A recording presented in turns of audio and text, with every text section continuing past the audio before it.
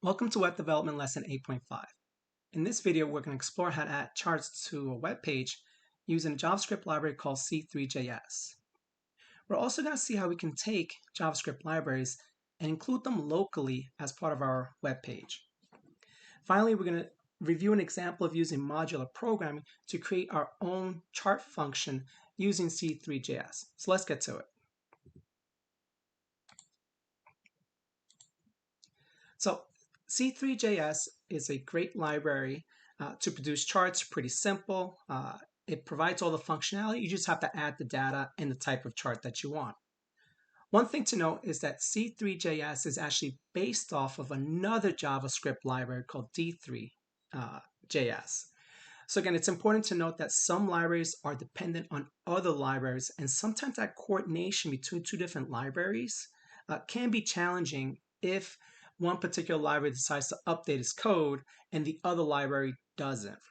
And for that, that's the reason we are using C3.js locally. We're going to download the current versions and we're going to include it as part of our project. So that way we know that those JavaScript libraries that we're currently using play well with each other.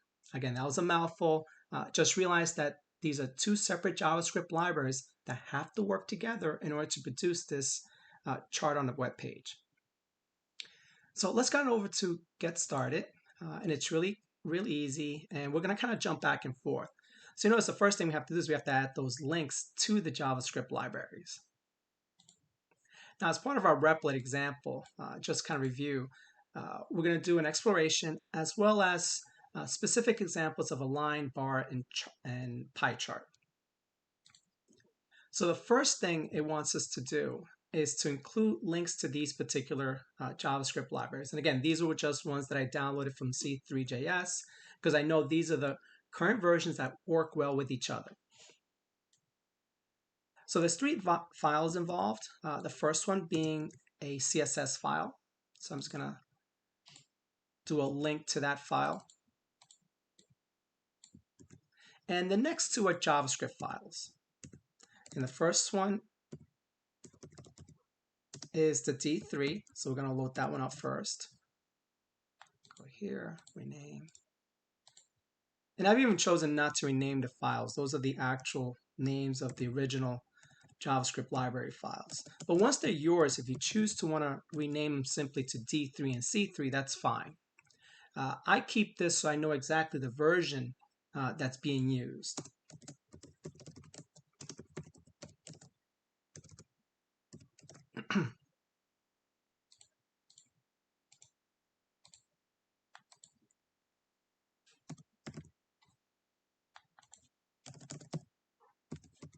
Now, you could have created live links to all of these where it was some kind of a HTTP :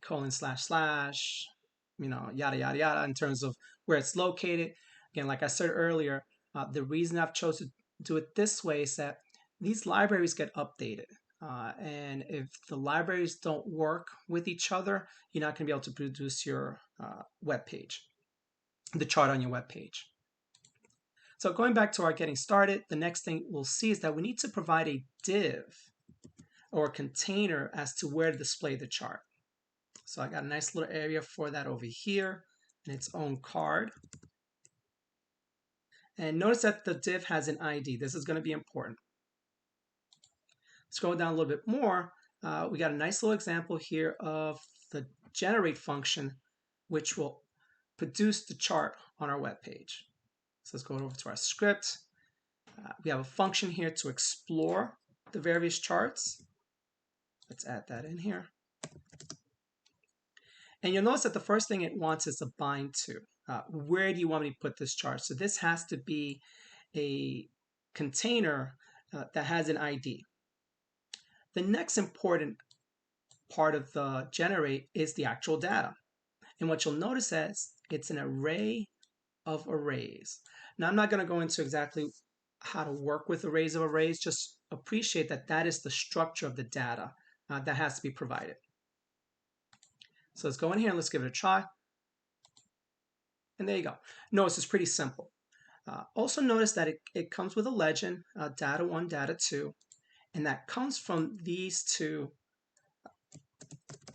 first entries in each of the arrays. So the first entry in each array represents the name of the data that's going to be used as part of the chart. So I'm just going to change it to number 1, number 2.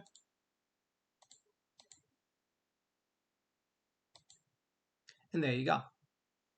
Now, if you wanted to add more data, you simply add another array to this. But notice it has to be inside the outside array. So again, this is an array of arrays.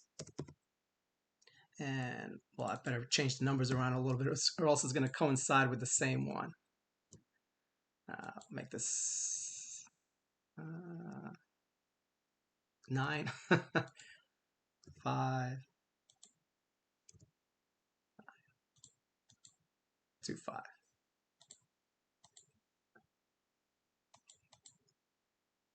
All right, so you can see here, it's real easy, just simply add more data to it. It's easy to change the names of the labels for each of the data. You can also, create a title for the data. You could provide titles for the axes. Again, I'll leave that as an exploration for you to find going through C3JS's APIs.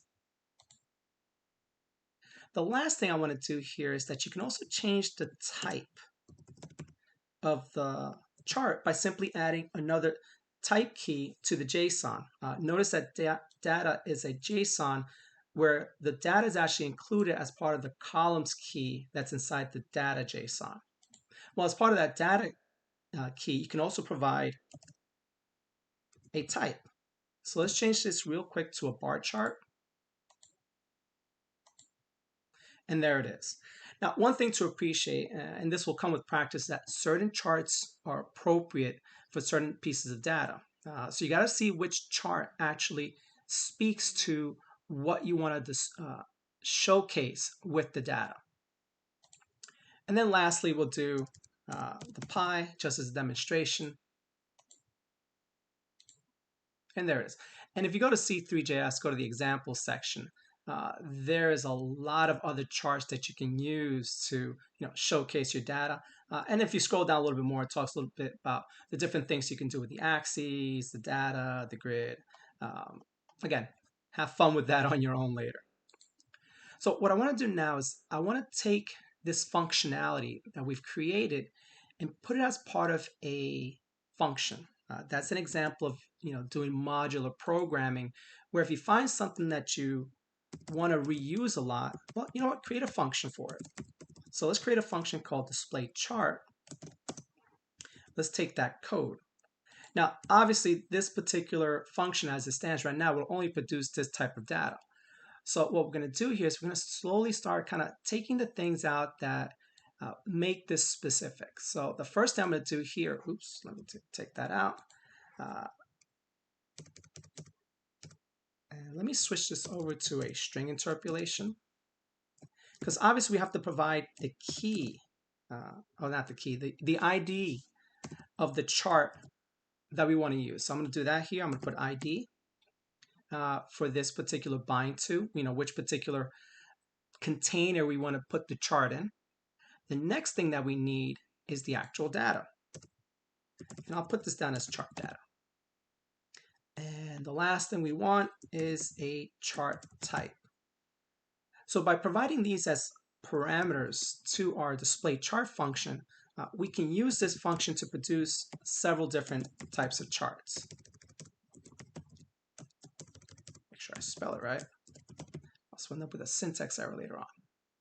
All right, so there we go. We got a display chart that accepts an ID, the chart data, and the chart type. It uses a C3 generate function to actually produce the chart in this particular container of this type of ID with this type of chart type. So heading on over to our script site now, we can simply call display chart, spell chart right.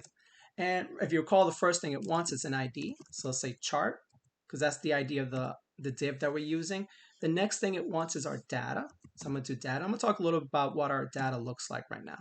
And this is supposed to be a line chart, so I'm going to put line.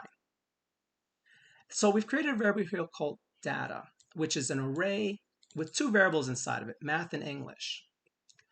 So math and English happen to be arrays themselves.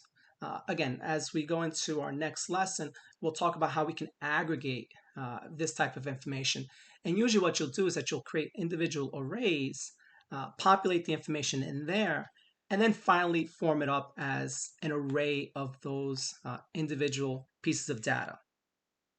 But this is an array of arrays, because that's what math and English are. They're arrays. And that's what the C3JS JavaScript library wants. So let's go here. Let's do our display chart. And there it is. So these are the average grades of math and English courses across the various periods at Bayside High School. Let's go and do the same thing now with a bar chart. And what I'm doing here is I'm kind of showing you how, the same data represented differently might showcase, different things that you want to highlight about the data. So this was the line chart. Let me go ahead and refresh. So this was the line chart. And here's the bar chart. So notice the chart looks different and almost, excuse that. Again, it depends on what you want to highlight. The other one definitely looks more pronounced. With the line charts, you see those big dips. Here you don't see that. So again, certain pieces of data are more appropriate for different types of chart. As for our last example, the pie chart, what I've done here, just kind of reiterate that the C3JS wants an array of arrays, is that I've created another data set which simply has a count of the various courses that are being taken. So we got math, English, science, and social studies. This is a great example of using a pie chart. And for this one, we'll simply just access that data directly. So say chart, and in this case, it's course count. And the last thing we want is a pie chart.